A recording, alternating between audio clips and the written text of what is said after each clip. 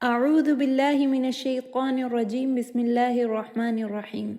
حاتم ابن اسم رحمہ اللہ فرماتے ہیں، میں نے بنی آدم کی طرف نظر دوڑائی تو یہ جانا کہ ہر انسان کا کوئی پیارا اور چاہنے والا ہوتا ہے، لیکن جب وہ انسان مر جاتا ہے تو اس کے پیارے اس کو چھوڑ کر چلے جاتے ہیں۔ تو میں نے یہ فیصلہ کیا کہ میں اپنے نیک اعمال کو اپنا پیارا بناؤں گا، تاکہ جب میں مروں اور قبر میں جاؤں تو میرے پیارے اعمال کا ساتھ مجھے نصیب ہو۔ نبی صلی اللہ علیہ وسلم نے فرمایا، میت کے ساتھ قبرستان میں 3 چیزیں جاتی ہیں: اہل و عیال، دولت اور اعمال۔ اس کے اہل و عیال اور مال میت کو قبر میں دفنا کر واپس چل دیتے ہیں، جبکہ میت کے اعمال اس کے ساتھ قبر میں داخل ہوتے ہیں، اور صرف اس کے نیک اعمال قبر میں اس کی طمانینت کا ساتھی بنتے ہیں۔ اللہ سبحانہ و تعالی نے قرآن میں فرمایا، یوم لا ينفع مال ولا بنون، اس دن نہ کوئی مال اور نہ اولاد نفع دے گی۔ اس مقام سے آگے صرف آپ کے اعمال ہی آپ کو سکون اور اطمینان پہنچا سکتے ہیں اور آپ کے لیے جنت خرید سکتے ہیں۔ اللہ سبحانہ و تعالی نے قرآن میں فرمایا، وَمَنْ أَعْرِضْ عَنْ ذِكْرِي فَإِنَّ لَهُ مَعِيشَةً ضَنْكًا وَنَحْشُرُهُ يَوْمَ الْقِيَامَةِ أَعْمَى، اور جس نے میری یاد سے منہ پھیرا اس کے لیے تنگ زندگی ہے، اور ہم قیامت کے دن اسے اندھا کر کے اٹھائیں گے۔ اللہ اکبر۔ نبی صلی اللہ علیہ وسلم نے فرمایا کہ جو انسان اس دنیا میں اللہ سبحانہ و تعالی کی یاد سے غافل ہے، قبر میں اللہ سبحانہ و تعالی اس کے اوپر 99 ڈریگنز مسلط کر دیں گے، اور ان میں سے ہر ڈریگن کے 70 سر ہوں گے، جو اس وقت تک اسے ڈستے رہیں گے جب تک کہ قیامت کا دن قائم نہ ہو جائے۔ اور ہم اللہ سبحانہ و تعالی سے دعا کرتے ہیں کہ ہمیں اللہ اس طرح کے عذاب سے بچائے، آمین۔ نبی صلی اللہ علیہ وسلم نے فرمایا، جب مومن اپنی قبر میں داخل ہوتا ہے اور اپنے اہل و عیال کے آخری قدموں کی چاپ سنتا ہے، تب عذاب قبر میں داخل ہونے کی کوشش کرتا ہے تو اس کے نیک اعمال، اس کی نماز، اس کی دی ہوئی زکوٰۃ، اس کا دیا ہوا صدقہ، اس کے رکھے ہوئے روزے اور دیگر نیک اعمال ایک ایک کر کے اس عذاب کے سامنے کھڑے ہونے لگتے ہیں اور عذاب سے مخاطب ہوتے ہیں کہ تم اس قبر میں داخل نہیں ہو سکتے جب تک کہ ہم یہاں ہیں۔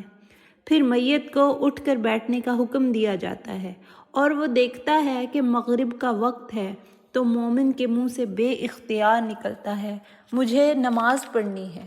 اس وقت فرشتے اس کی قبر میں داخل ہوتے ہیں اور کہتے ہیں، ذرا ٹھہرو، پہلے یہ بتاؤ، من ربک، تمہارا رب کون ہے، تمہارا دین کیا ہے، تمہارا رسول کون ہے؟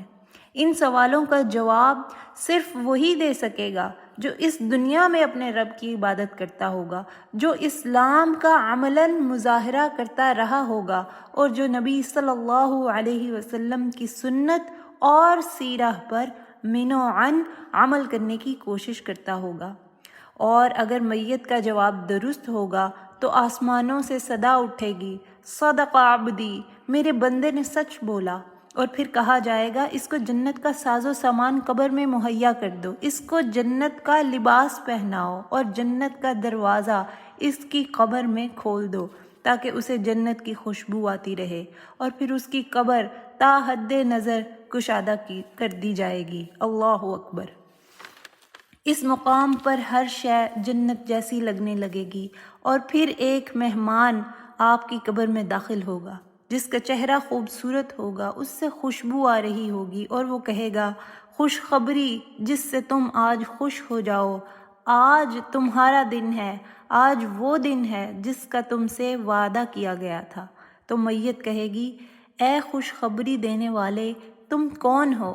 تو وہ مہمان جواب دے گا، میں تمہارے نیک اعمال ہوں۔ سبحان اللہ۔ ذرا سوچیں کہ آپ کا قرآن، نماز، آپ کے روزے، زکوٰۃ اور ہر نیک عمل کتنا خوش شکل انسان بن کر آپ کے سامنے آئے گا۔ ہمیں کئی احادیث ملتی ہیں جن میں بتایا گیا ہے کہ کن لوگوں کو قبر کے عذاب سے نجات ملے گی۔ مثال کے طور پر شہید، یا جو جمعہ کے دن فوت ہو، یا جو معدہ کی بیماری سے فوت ہو جائے۔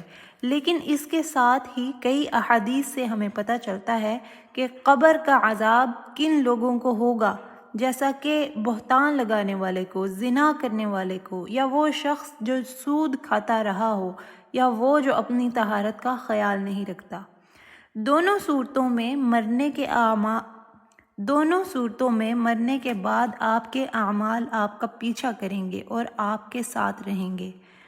نبی صلی اللہ علیہ وسلم نے فرمایا، جب آدمی مرتا ہے تو اس کا ہونے والا ٹھکانہ اسے صبح و شام دکھایا جاتا ہے۔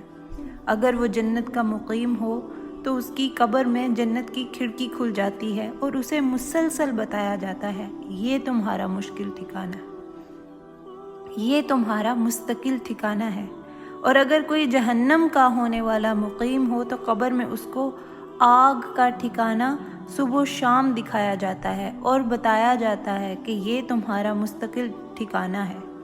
اور جنت میں تیسرا ٹھکانہ بھی دکھایا جاتا ہے، اور وہ ہوتا ہے وہ مقام جب قیامت کے روز آپ اللہ سبحانہ و تعالی کے سامنے پیش ہوں گے، اور جنتی وہ مقام دیکھ کر کہتا ہے، یا رب، اے میرے مالک، روز قیامت کب قائم ہوگی؟